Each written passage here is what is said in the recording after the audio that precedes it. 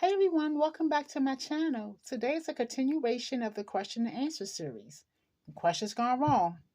So, a quick story time.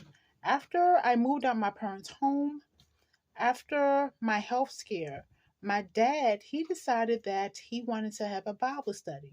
Now, throughout my entire life, he was always supportive of my mom and I going to the Kingdom Hall, but he never wanted to participate.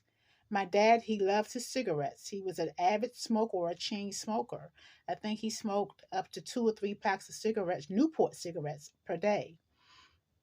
But after this time, he decided that he wanted to make some changes in his life and start a Bible study. So, of course, he told my mom. My mom, in turn, she talked with one of the brothers within her congregation, and she connected the brother within the congregation with my dad, and a Bible study started.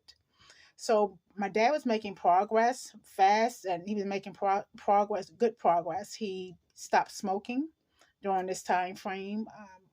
Altogether, he just stopped smoking, which was great. However, my dad had facial hair. He had always had a beard. As long as I can remember, my dad had a beard. But in order for him to make progress, the brother progress as far as going on to school or being a part of the school and going into the ministry, the brother encouraged my dad to shave his beard. My dad was reluctant, but he wanted to make progress within the congregation and be a part of Jehovah's Witnesses. Um, so he, although reluctant, he shaved his beard. I didn't like it. I didn't like this new look he had. My mom didn't like it, and he didn't like it either. But again, for the good of the whole, he shaved the beard, and he kept it shaved for a while. Um, However, shortly thereafter, maybe a couple of months after he started wearing shaving his beard, he ended his Bible study like out of the blue. I know I asked my dad why did he end the Bible study. I never got really a actual answer. Oh well, he just said something like it's not a good time. I'll do it another time. So, but it was my thoughts. Although my dad didn't say it, he wasn't happy about shaving his facial hair because shortly thereafter, after he decided he no longer wanted a Bible study, he began to grow his beard back. But prior to that, I never paid attention to the brothers within the congregation. And but when I started to look at the brothers within the United States, where I am, they did not have facial hair. Some may had a mustache, but not the beard. And so I asked questions. I asked not the elders.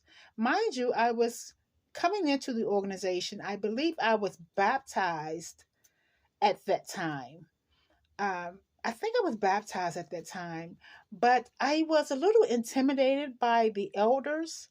So I know I didn't ask the elders the question, but I did ask a couple of the brothers that I felt comfortable with and asking them why they did not have facial hair.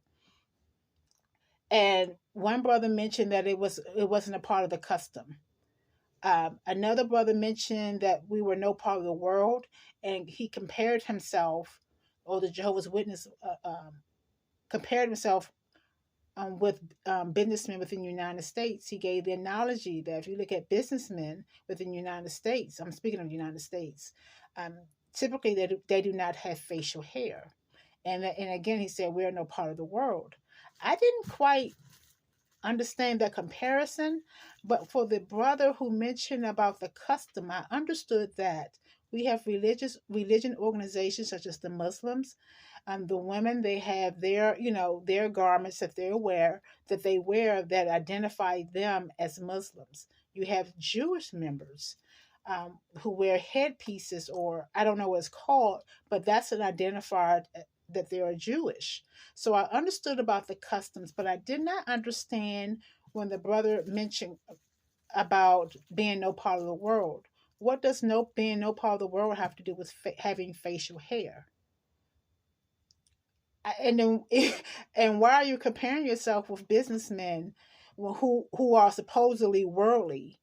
with the Jehovah's Witness organization. I didn't understand that, but granted, I was new in the organization. You know, I didn't want to rock the boat, but that, but I never forget. I never forgot that. I never forgot that. I know I mentioned in one of my other videos, as far as the sisters, like everybody talk alike. Everyone speak alike. Wear the same hairstyles. Wear the same clothing. It's like everyone's a robot. No one has an actual identity. So I didn't understand that. But however, if you know the actual reason why the brothers within the United States are told or encouraged not to have facial hair, please share it in the comments. I would love to know. I would love to know. And in fact, just thinking back, we had some sisters within the congregation who had facial hair. They were on the ministry school, and they were going out in the ministry. They were going on the ministry. So why was it that some of the sisters can have facial hair and the brothers couldn't? I, I didn't understand that, but at that time, again, I was newly coming in. I think if I was baptized, it wasn't that long ago, and I wasn't a long time in. I wasn't a season, um, as I was when I began to really ask questions and somewhat being aggressive and getting a response. I just let it go. But that was a question that I had early on. One of the questions I had early on regarding facial hair, and it correlated with my dad, with facial hair, and that what led me down to that, because before I never even thought about facial hair for the brothers.